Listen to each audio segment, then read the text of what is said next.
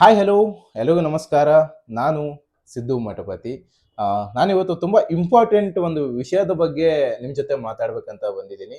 ಖಂಡಿತ ಇದು ಯಾಕೆ ಇಂಪಾರ್ಟೆಂಟ್ ಅನ್ನೋದು ನಿಮಗೆ ಮುಂದೆ ಹೇಳ್ತಾ ಹೋಗ್ತೀನಿ. ಆ್ಯಂಡ್ ಅದ್ರ ಜೊತೆಗೆ ನಾನು ಲಾಸ್ಟ್ ಟೈಮ್ ಒಂದು ವಿಡಿಯೋ ಮಾಡಿದ್ದೆ. ಬಹುತೇಕ ನೀವೆಲ್ಲರೂ ನೋಡಿರ್ತೀರಿ.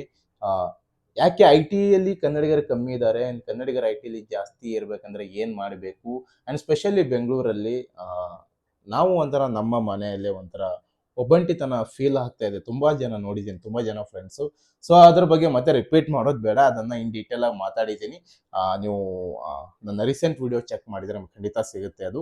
ಇವನ್ ಡಿಸ್ಕ್ರಿಪ್ಷನ್ ಅಲ್ಲೂ ಹಾಕಿರ್ತೀನಿ ಆ್ಯಂಡ್ ಕಾಮೆಂಟ್ ಅಲ್ಲೂ ಶೇರ್ ಮಾಡಿರ್ತೀನಿ ಅದನ್ನ. ಸೊ ಅದ್ರ ಜೊತೆಗೆ ನಾನು ಇವತ್ತು ಹೇಳಿದ್ನಲ್ಲ, ಒಂದು ತುಂಬಾ ಇಂಪಾರ್ಟೆಂಟ್ ಟಾಪಿಕ್. ಅಂದ್ರೆ ಇಂಪಾರ್ಟೆಂಟ್ ಟಾಪಿಕ್ ಯಾಕೆ ಇಂಪಾರ್ಟೆಂಟ್ ಅಂದ್ರೆ, ನಾನು ಇವತ್ತು ಮಾತಾಡ್ತಾ ಇರೋದು ರಿಸ್ಯೂಮೆ ಬಗ್ಗೆ.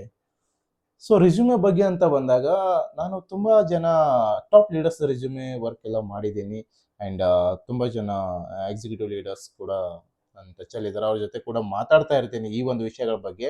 ಆ್ಯಂಡ್ ಅವ್ರಿಗೆ ತುಂಬ ಹೆಲ್ಪ್ ಆಗಿದ್ದಾವೆ ಈ ಥರ ವಿಷಯಗಳು.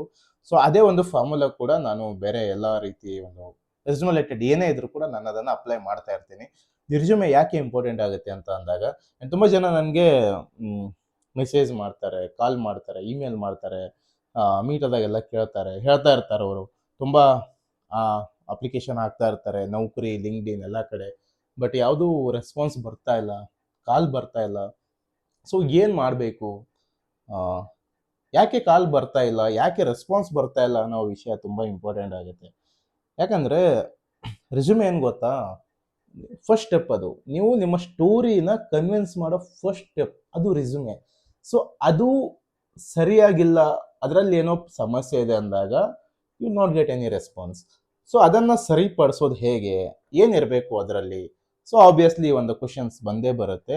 ಆ್ಯಂಡ್ ಅದಕ್ಕೆ ಉತ್ತರ ಕೊಡೋ ಒಂದಿಷ್ಟು ಸಣ್ಣ ಪ್ರಯತ್ನ ಮಾಡ್ತೀನಿ. ನಿಮ್ಮ ಸಹಕಾರ ಇರಲಿ. ನನ್ನ ಚಾನಲ್ಗೆ ಸಬ್ಸ್ಕ್ರೈಬ್ ಮಾಡಿ, ತುಂಬ ಅಗತ್ಯ ಇರೋರಿಗೆ ಇದರ ಬಗ್ಗೆ ಶೇರ್ ಮಾಡಿ ಅಂತ ವಿನಂತಿಸ್ತೀನಿ. ಆ್ಯಂಡ್ ಯಾಕೆ ಸಬ್ಸ್ಕ್ರೈಬ್ ಮಾಡಬೇಕು ಅಂತ ಅಂದಾಗಲೂ ಕೂಡ ಇದರ ಒಂದು ಅರಿವು ತುಂಬ ಜನಕ್ಕೆ ಇಲ್ಲ, ಆ್ಯಂಡ್ ಅವಶ್ಯಕತೆಯೂ ತುಂಬ ಜನಕ್ಕೆ ಇದೆ. ಅದನ್ನು ನಾವು ಎಲ್ಲ ಕೂಡಿ ಫುಲ್ಫಿಲ್ ಮಾಡೋಣ ಅಂತ ಅಷ್ಟೇ. ಸೊ ಹೀಗಾಗಿ ಅದು ಒಂದು ವಿಷಯ ಇರಲಿ, ಸೈಡ್ಗಿರಲಿ. ಸೊ ನಾನು ಮುಂದೆ ಮಾತಾಡ್ತಾ ಹೋಗ್ತೀನಿ. ನಾನು ಮಾತಾಡ್ದಂಗೆ ರೆಸ್ಯೂಮೆ ರಿಲೇಟೆಡ್. ಸೊ ರೆಸ್ಯೂಮೆ ಯಾವ ಥರ ಇರುತ್ತೆ, ಯಾವ ಥರ ಇರಬೇಕು? ತುಂಬ ಜನ ಆನ್ಲೈನ್ ಅಡ್ವರ್ಟೈಸ್ಮೆಂಟ್ ಎಲ್ಲ ನೋಡಿರ್ತೀರಿ, ರೆಸ್ಯೂಮೆ ರಿಲೇಟೆಡ್ ಎಲ್ಲೆಲ್ಲೋ ಸೆಷನ್ಸ್ಗಳು ತೊಗೊಂಡಿರ್ತೀರಿ, ಅದ್ಯಾವುದೂ ವರ್ಕ್ ಆಗಿರಲ್ಲ, ಒಂದು ಕಾನ್ಸರ್ನ್ ಇರಲ್ಲ ತುಂಬ ಜನಕ್ಕೆ.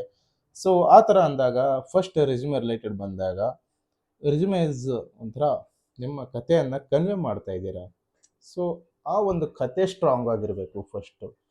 ಸೊ ಕತೆ ಸ್ಟ್ರಾಂಗ್ ಇದೆ, ನೀವು ಕನ್ವೆ ಮಾಡೋದ್ರಲ್ಲಿ ಫೇಲ್ ಆದರೆ ಆ ಕತೆ ಫ್ಲಾಪ್ ಆಗುತ್ತೆ ಅಲ್ವಾ?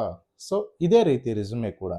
ಸೊ ರೆಸ್ಯೂಮೆನಲ್ಲಿ ಯಾವ ಥರ ಇರಬೇಕು? ಹೌದು, ಇಷ್ಟೆಲ್ಲ ಹೇಳ್ತಾ ಇದ್ದೀರಾ, ಹಾಗಾದರೆ ರೆಸ್ಯೂಮೆ ಹೇಗಿರಬೇಕು? ಓಕೆ, ಅದಕ್ಕೂ ನಾನು ಹೇಳ್ತೀನಿ ಕೇಳಿ. ಫಸ್ಟ್ ಒಂದು ವಿಷಯ, ರೆಸ್ಯೂಮೆನಲ್ಲಿ ತುಂಬ ಟಾಪ್ ಪ್ರಯಾರಿಟಿ ATS ರೆಸ್ಯೂಮೆಗಿರುತ್ತೆ.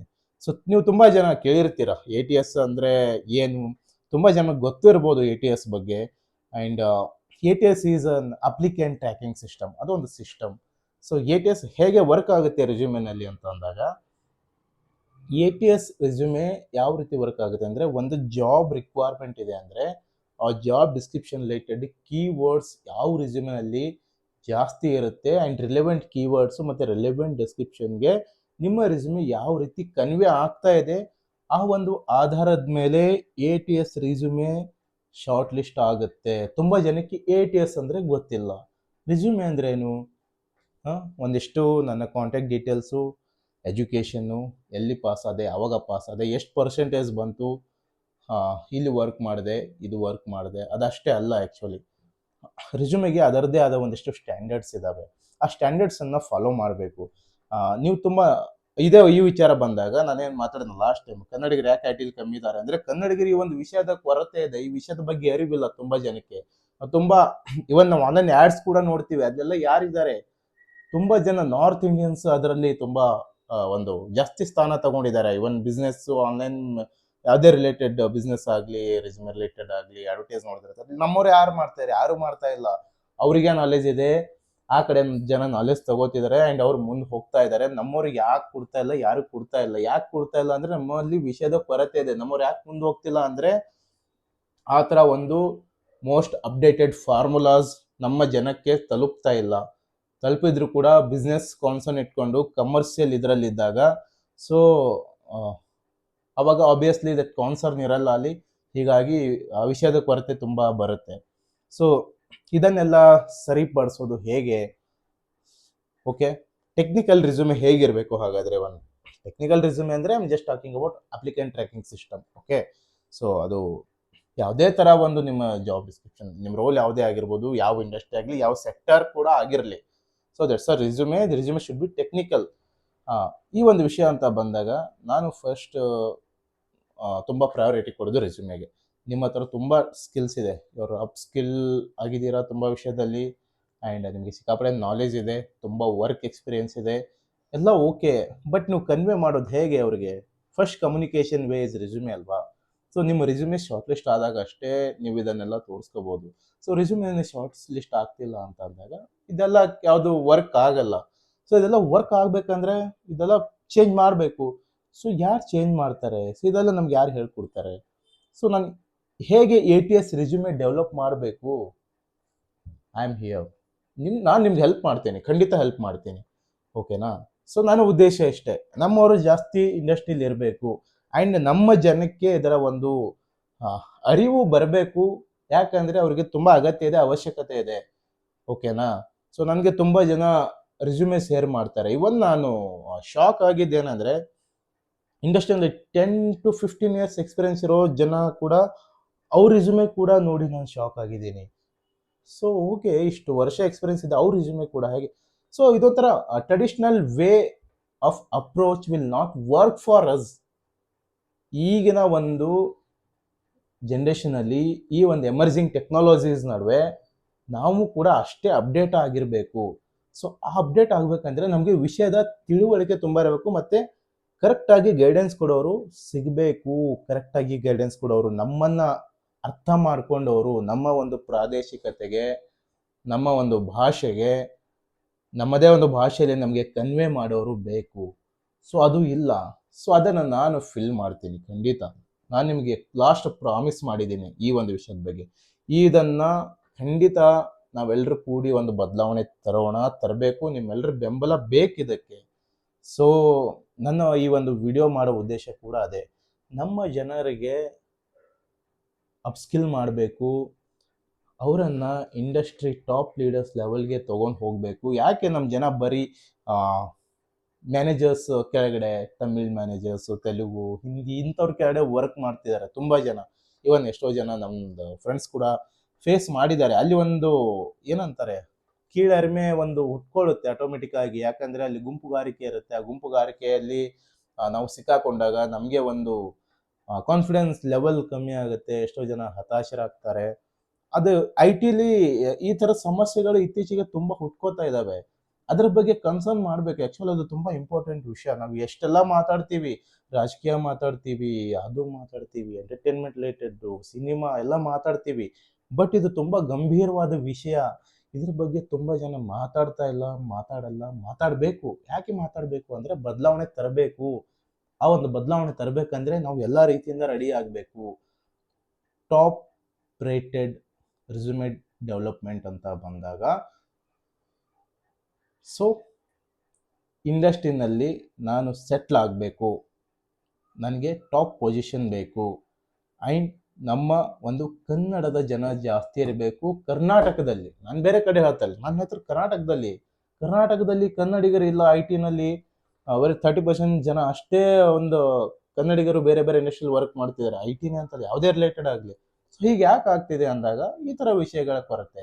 ಸೊ ಇದನ್ನೆಲ್ಲ ನಾವು ಕರೆಕ್ಟ್ ಮಾಡಬೇಕಂದ್ರೆ ಖಂಡಿತ ಟೈಮ್ ತಗೊಳುತ್ತೆ. ಬಟ್ ಟೈಮ್ ತಗೊಂಡ್ರೂ ಪರವಾಗಿಲ್ಲ. ಇದನ್ನು ಇವತ್ತಿಂದಾನೇ ಆರಂಭಿಸೋಣ.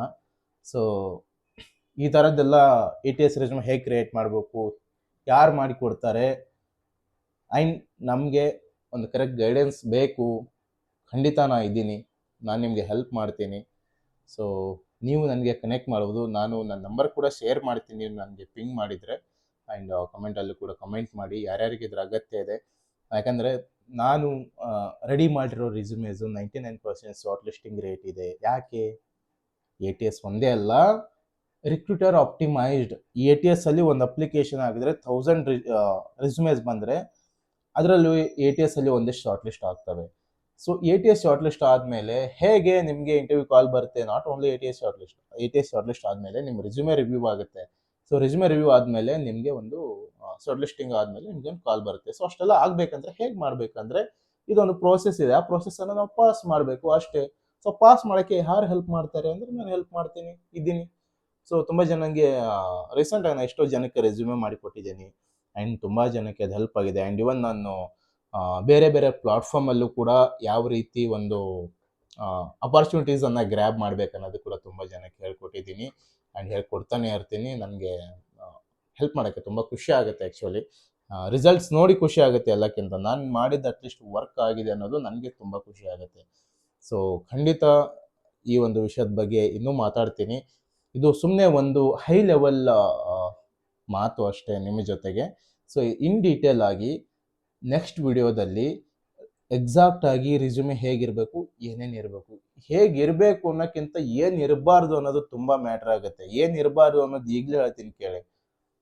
ರಿಸ್ಯೂಮೆನಲ್ಲಿ ನಿಮ್ಮ ಪರ್ಸ್ನಲ್ ವಿಷಯಗಳು ಯಾವತ್ತೂ ಹಾಕಕ್ಕೆ ಹೋಗಬೇಡಿ. ಪರ್ಸ್ನಲ್ ವಿಷಯ ಅಂದರೆ ಏನು? ಮ್ಯಾರಿಡ್ ಆರ್ ಅನ್ಮ್ಯಾರಿಡು, ನಿಮ್ಮ ಫಾದರ್ ನೇಮು, ಮದರ್ ನೇಮು, ಊರು, ವಿಳಾಸ, ಅಂದರೆ ಯಾವುದೂ ಅವಶ್ಯಕತೆ ಇಲ್ಲ. ಅದು ಎಕ್ಸ್ಟ್ರಾ ಸ್ಪೇಸ್ ತೊಗೊಳುತ್ತೆ ಅಷ್ಟೇ ಹೊರತು ನಿಮಗೆ ATSಗೆ ಉಲ್ಟಾ ಪ್ರಾಬ್ಲಮ್ ಆಗುತ್ತೆ ಹೊರತು ಅದರಿಂದ ಏನು ಯೂಸ್ ಇಲ್ಲ. ಸೊ ಇದೊಂದನ್ನು ಮಾತ್ರ ಅವಾಯ್ಡ್ ಮಾಡಿ.